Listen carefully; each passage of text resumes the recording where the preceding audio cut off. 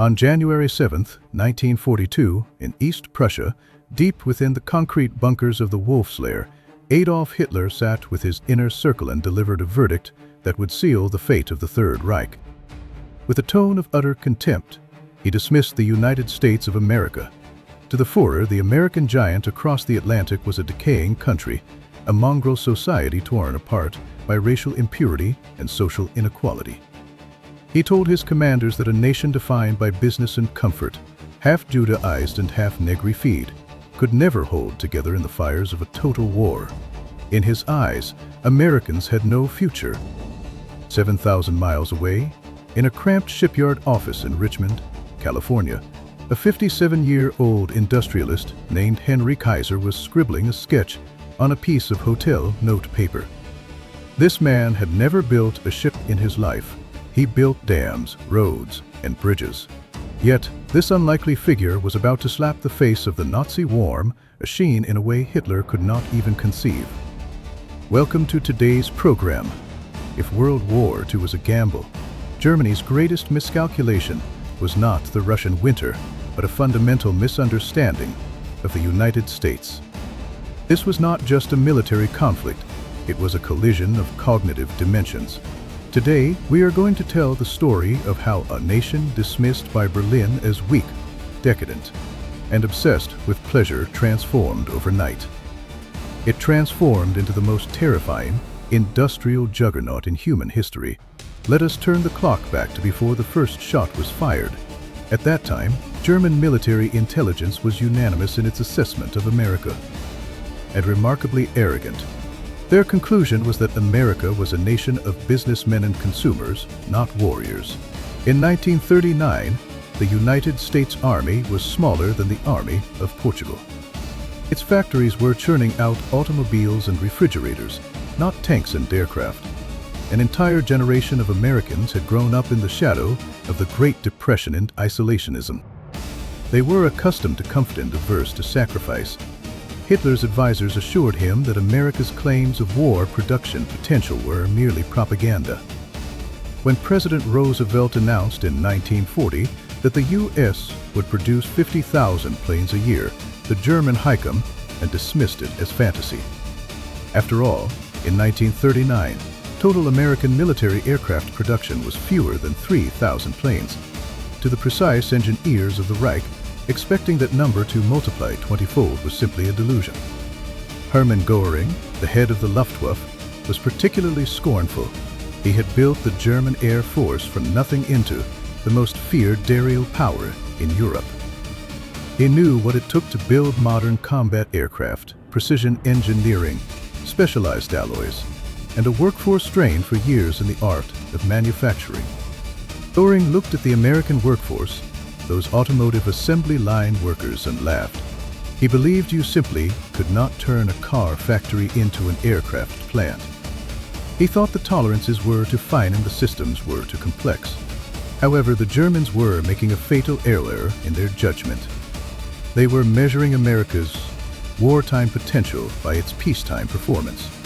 They saw a machine that was not plugged in and assumed it was broken. They saw diversity and mistook it for disunity. The transformation began long before Pearl Harbor. In the summer of 1940, President Roosevelt challenged American industry. He called for a miracle of production. This was not just a slogan. It was a complete restructuring of the American economy. Auto plants stopped making sedans. Appliance factories stopped making fridges. Every lathe, every press, every assembly line was retooled for war. Consider this, in 1941, more than 3 million cars were made. More than 3 million cars rolled off American assembly lines. Over the next 4 years, that number dropped to just 139. The entire capacity of the automotive industry was uprooted and transplanted into weapons manufacturing. Chrysler started making fuselages. General Motors began building engines, trucks, and tanks. Companies that used to make vacuum cleaners learned to make ammunition. Why could America do this? Because they possessed a secret weapon the Germans never understood. That secret weapon was standardization and interchangeable parts. A carburetor made in Ohio could fit perfectly onto an engine made in Michigan, which would then power a tank assembled in California. This system, honed for decades of civilian mass production, was nuclear in its effectiveness when applied to war. While Germans were still essentially hand-crafting bombers with a craftsman's pride, Americans were preparing to print them like newspapers. But the skeptics insisted that a ship is not a car. You cannot mass-produce a vessel that must survive the unforgiving ocean. Henry Kaiser, the man we met at the beginning who had never built a ship, decided to ignore the skeptics. Kaiser viewed shipbuilding not as a construction project. He viewed it as a manufacturing problem. He reasoned that the specific product did not matter. The process was everything. He broke the ship down into modules. Instead of building from the keel up on a single slipway, he prefabricated entire sections of the ship in different locations and brought them together. He assembled them like giant building blocks at the last moment. He used welding instead of riveting. This was faster and required less skill to execute. He recruited workers from all over the country, farmers, housewives, the unemployed, and built them housing, child care centers, and hospitals. Traditional shipbuilders mocked him. They said his ships would sink, but Kaiser proved them wrong. His ships were not only built faster than theirs. The defect rate in his yards was actually lower than in traditional shipyards. Let us look at the numbers.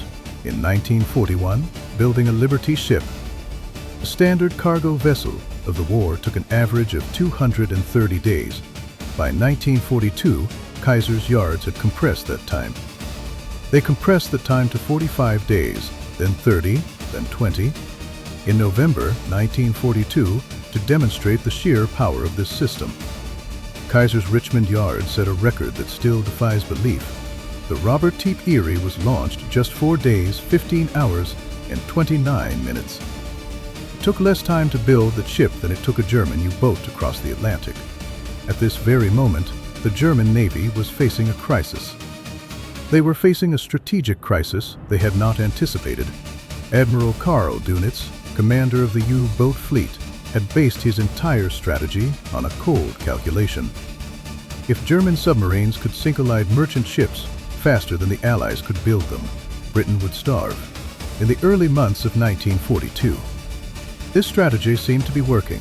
German U-boats were ravaging the U.S. East Coast in what they called the Second Happy Time. Oil tankers burned off Florida. Cargo ships sank within sight of New Jersey beaches. Dönitz looked at his tonnage reports and was convinced he was winning. His math said that sinking 700,000 tons of shipping a month would strangle the Allied war effort. But Dönitz made a fatal logical error. He was fighting a linear war against an exponent. In 1942, American shipyards launched 8 million tons of new shipping. In 1943, that number exploded to 19 million tons. By late 1943, for every ship a German U-boat sank, American shipyards were launching to more to replace it. It was like fighting a hydra. Dönitz eventually realized with horror that he was losing the war not at sea, but in the dried ox of America. By May 1943, the hunter became the hunted.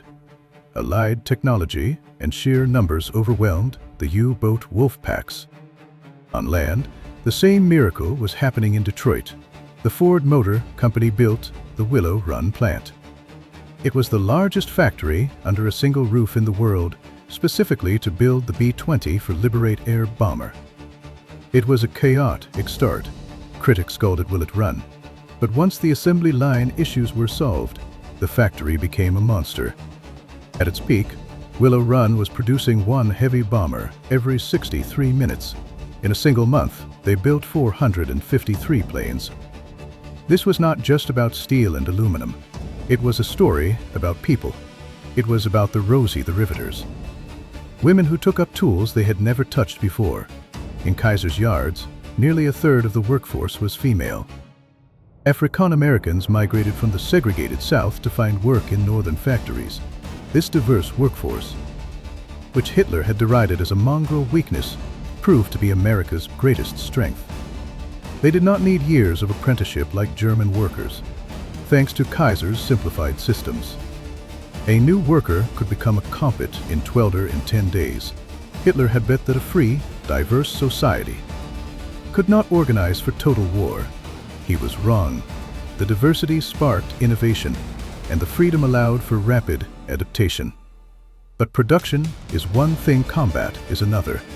In the early stages of the war, American soldiers were indeed green. At the Battle of Quai Serini Pass in 1943, veteran German troops under Rommel routed the inexperienced Americans. It seemed to confirm every German prejudice: the Americans were amateurs. But this is where the second half of the American miracle comes into play. The Germans ignored the most terrifying aspect of the American system, its learning curve. The German Air Force was slowly bleeding to death. Not because of a single catastrophic defeat, but because they were being strangled by a mathematical logic they could not comprehend. This was the most terrifying aspect of the American war machine. It possessed infinite regenerative power. The Nazi 1,000-year Reich had failed to stock up on a 1,000-year supply of pilots. By 1944, the Luftwaffe was suffering 25% personnel losses and 40% aircraft losses every single month. That is a bleed rate. No air force can survive for long.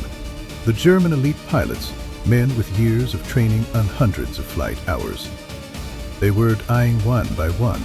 Their replacements were novices with only a few weeks of rush training.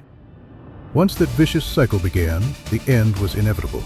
In contrast, the American training system was itself a giant industrial assembly line. The same factories produced fighters and trainers. The same system delivered bombs and pilots. Thousands of young Americans flew in safe skies at home, burning endless fuel, accumulating precious experience. When they arrived in Europe, they were hunters, not prey. With the arrival of the P-51 Mustang, a long-range escort that changed the rules of the game, the German Air Force faced its final death knell. But this was not just a battle for the skies. The war on the ground offered the same stark proof of Germany's miscalculation. If the sky was a contest of technology, the earth was a test of will. February 1943, Tunisia, Quai Serini Pass. This was the first major clash between American ground forces and the German Wehrmacht. For the American GIs, it was a nightmare.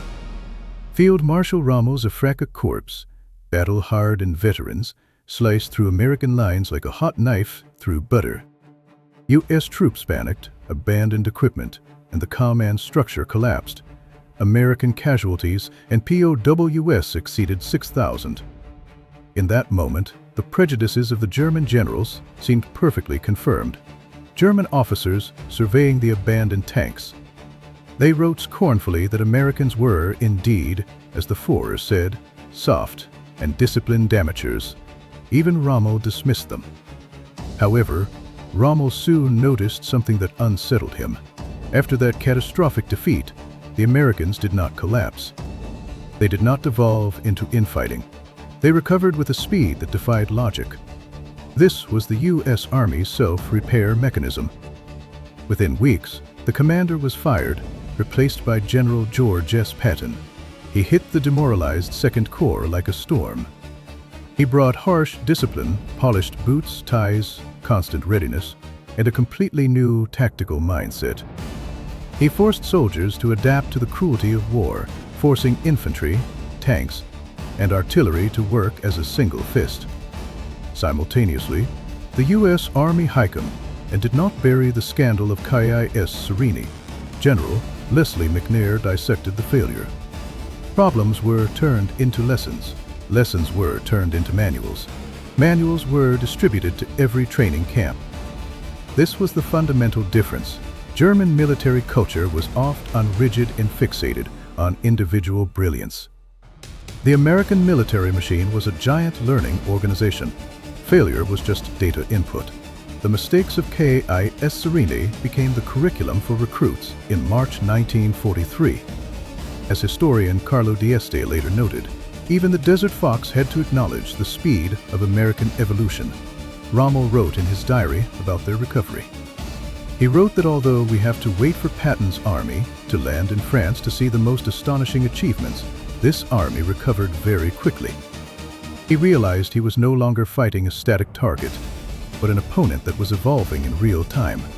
And this opponent possessed a material foundation that drove Germans to despair. As the war progressed, German soldiers began to feel physically what industrial crushing meant.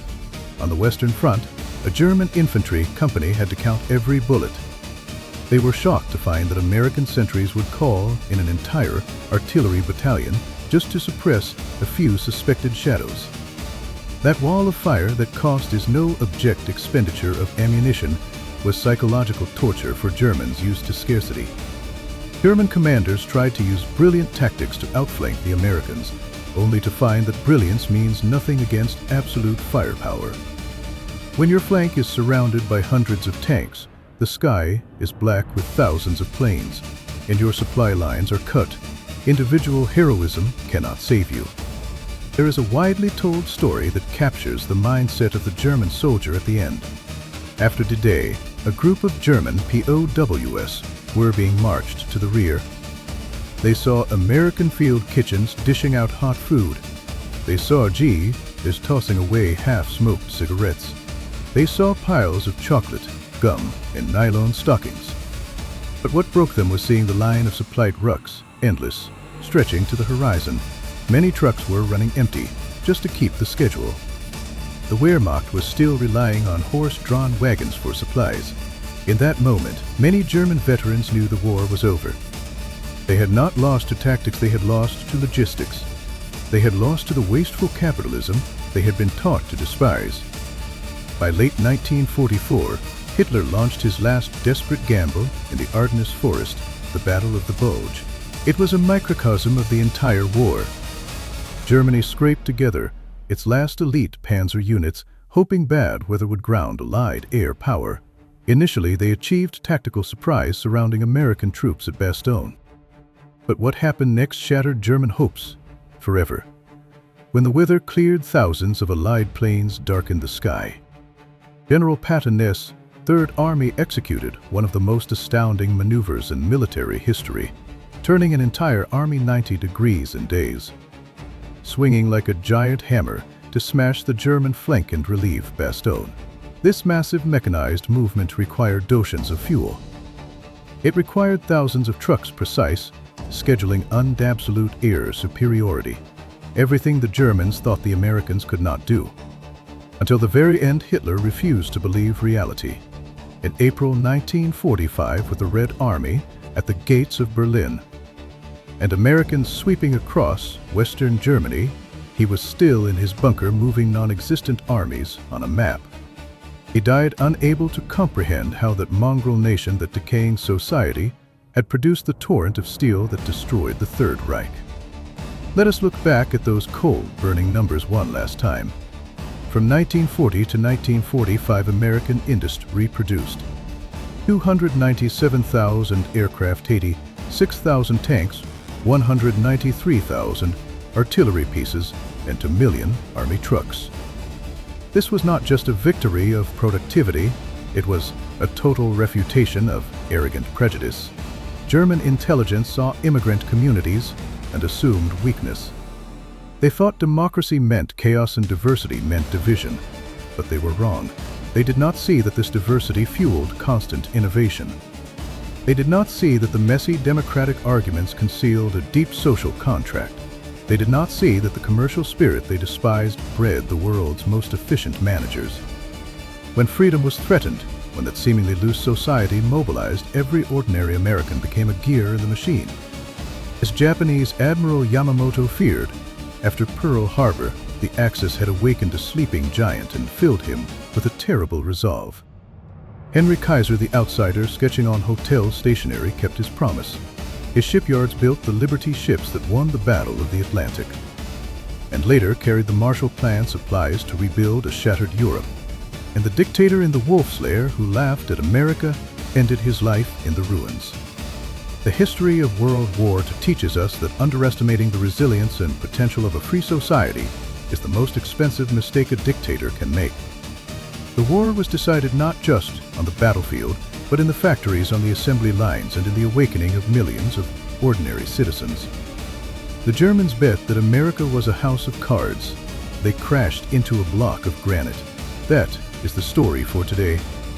If you enjoyed this look at forgotten history, this perspective on how industry and humanity intersect in war, please like, subscribe, and share. History is not just an echo of the past, it is a mirror for the future. I am your narrator, and I will see you in the next documentary.